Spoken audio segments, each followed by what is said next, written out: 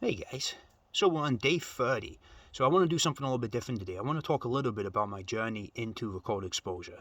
Talk a little bit about some of the safety and precautions that I've taken and how I've got to this point in time.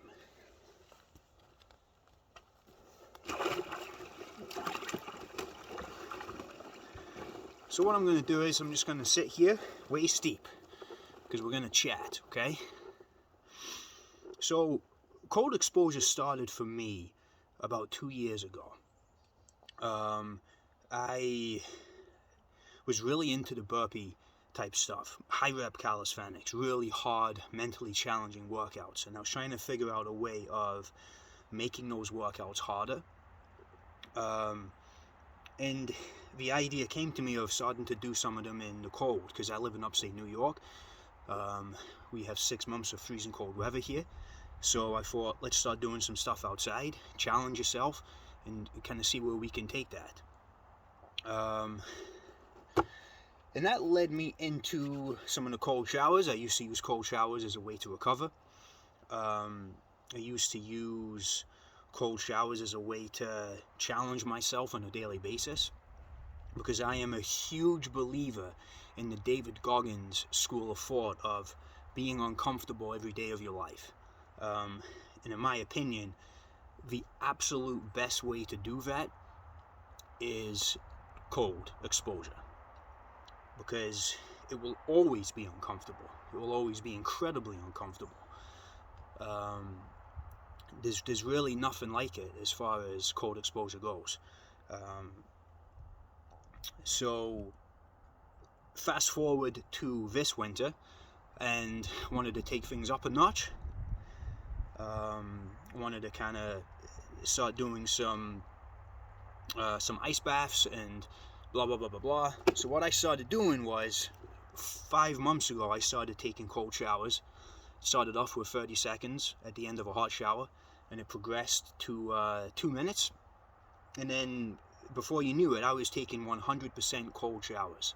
So before I took my first ice bath, I spent 140 days consecutive of nothing but cold showers. No hot water was used in that time. So as the weather started to turn, I got myself a storage container, and I progressed to waist deep, which is what you see me right now, nice and comfortable. And that storage container was very clearly too small for me. So I bought this cattle trough. This is a 100-gallon cattle trough from a local farm store called Tractor Supply, and I paid $140 for it, and it fits me perfect. So that's really my journey. A lot of it kind of boiled down to the high rep calisthenic type stuff that I was doing, and wanting to take that a step further, kind of doing something that not many people are doing, and I did that. I've done huge burpee routines in the negative Fahrenheit conditions, and let me tell you, that challenges your mind. And I also want to talk a little bit about some of the safety and precautions. I know what I do seems a little crazy, and it is for the average person.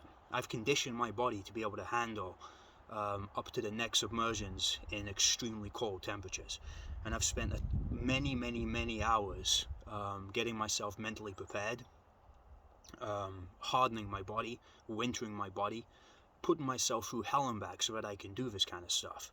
So I don't recommend whoever's watching this start doing this immediately.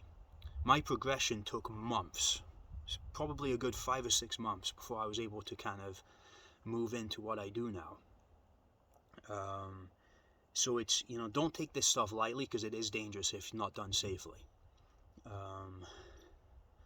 I'm going to start bringing safety into my videos a little bit more often, because I feel like I have a responsibility with so many people watching what I do.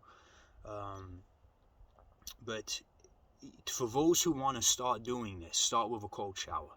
It's very simple. Have a hot shower, do what you normally do in the shower, and in the last 30 seconds, turn it cold. You're going to get a shock, a cold gasp, this reflex that the body does when you initially feel that cold exposure. The biggest thing that you can learn is to breathe through that gasp. Everybody gets it, even I get it. Wim Hof gets it. but the difference is how we control that. And a lot of that's up here in your mind. So controlling that gasp is the most important thing that you can do, and you do that through breathing. Very slow, deep breaths. Really calm your body. Because you've got to teach your body, teach your mind, that cold gasp, that reflex that we have, it's not a big deal. And that is really, once you can get that under control, that's when you know you can start to progress up through the levels and start to kind of, increase the exposure, and just progress up. And I suggest doing it the way I did it. Again, it took me 5 or 6 months before I can take a up to the neck submersion in the bath. And it's a hell of a path. It's, you go through a lot of pain, you go through a lot of struggles, a lot of mental barriers get broken in that time.